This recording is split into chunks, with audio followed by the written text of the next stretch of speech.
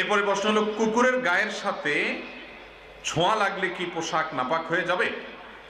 কুকুরের সাথে যদি আমাদের শরীর কাপড় চোপড় লাগে, বিশেষ করে শহরে গ্রামে সর্বত্র কুকুর ছুটোছুটি করে তখন কুকুরের গায়ের সাথে আমাদের গা কাপড় চোপড় অনেক সময় লাগে, স্পর্শ হয়, নাপাক হবে কিনা খুব গুরুত্বপূর্ণ প্রশ্ন।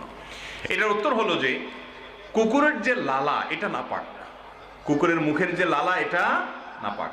যদি কারোর কাপড়ে কারোর শরীরে কুকুরের লালা লাগে তাহলে ওইটা ধুইতে হয়, শুধু ধোয়াই নয়। নবী করিম সাল্লাল্লাহু আলাইহি সাল্লাম বলেছেন, কোন পাত্রে যদি কুকুর মুখ দেয় ওইটাকে 7 বার ধুইতে হয়। কয়বার ধুইতে হয়? বিজ্ঞান গবেষণা করে হয়তো বাইর করছে বা করবে যে কুকুরের মুখে হয়তো এমন কোন জার্ম আছে যেটা এতবার না ধুইলে যাবে না, মারাত্মক কোনো কিছু হয়তো আছে, আল্লাহু আলাম। সেটা আজ হোক কয়দিন পরে হয়তো বের করছে বা করবে, অথবা করুক বা না করুক, নবী করিম সাল্লাল্লাহু আলাইহি সাল্লাম থেকে বিশুদ্ধভাবে বর্ণিত এর পেছনেই কল্যাণ আছে, এছাড়া কোনো কল্যাণ থাকতে পারে না। বিধায় কুকুর যদি কোথাও মুখ দেয়, আপনি কোথাও যাচ্ছেন, মুখ শুকতে গিয়ে জিহ্বা দিয়ে চাটলো আপনার জামাটা, তাহলে যে জায়গায় চাটছে ওটা নাপাক হয়ে গেছে, ওই জায়গাটাকে ধরে আলতো করে আপনাকে ধুইতে হবে 7 বার, ভালো করে ধুইতে হবে। আর যদি কুকুরের শরীর লাগে, লালা লাগে নাই, জিহ্বা লাগে নাই, শুধু শরীরটা টাচ হয়েছে, এটা তো প্রায় হয় তাই না, দৌড় দেয়, ছোটাছুটি করে, তো শরীর যদি লাগে তাহলে সরাসরি নাপাক হবে না। কারণ হলো কুকুরের শরীরটা নাপাক না, লালাটা নাপাক। তবে কুকুরের শরীরে যদি তরল নাপাকি থাকে, কারণ যেখানে সেখানে সে যদি দেখেন নাপাক লেগে আছে, তাহলে সেটা আপনার গায়ে লাগলে নাপাক হবে। এছাড়া কুকুরের শরীর লাগলেই আমাদের শরীর বা কাপড় চোপড় নাপাক হবে না।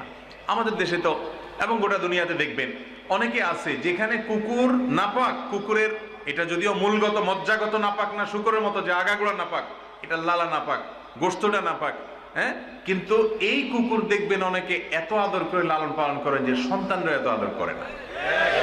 আছে না নাই?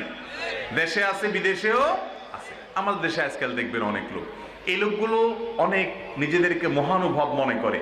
তারা মানুষ তো বটেই, পশুর প্রতি পর্যন্ত তাদের মায়া কত বেশি, যেটা কুকুরকে পর্যন্ত আদর করে যত্ন করে কোলে করে নিয়ে যায়, খাওয়ায়। হ্যাঁ, এই মানুষগুলোই দেখবেন তাদের আশেপাশে বহু বনিয়াদ বহু মানুষ না খায় আছে, তাকায়াও দেখে না, কিন্তু কুকুরের প্রতি অনেক মায়া। কুকুর আল্লাহর অন্য 10টা সৃষ্টির মতো একটা সৃষ্টি। একটা কুকুরের প্রতি দয়া করে পানি পান করানোর কারণে একজন ব্যভিচারী নারীকে আল্লাহ তাআলা মাফ করে দিয়েছেন, হাদিসে আছে। এই জন্য কুকুরের প্রতি দয়া করা ভালো জিনিস, কিন্তু দয়া করতে গিয়ে তারে ঘরে ঢুকাইতে বলে নাই, কারণ শয়তান কুকুরের আকৃতি ধারণ করে। আর নানা কারণে যেই ঘরে কুকুর থাকে সেখানে রহমতের ফেরেশতা আসে না। ইমানদার ওহীর প্রতি বিশ্বাসী মানুষ তিনি কুকুর থেকে এইভাবে নিজের ঘরকে, বাসা বাড়িকে পবিত্র রাখবেন, দূরে রাখবেন, কিন্তু কুকুরও আল্লাহর প্রাণী, সেই হিসাবে তাকেও রহম করবেন, দয়া করবেন, কিন্তু তার লালা লাগলে ওইটা ধোবেন, আর শরীর স্পর্শ হলে নাপাক হবে।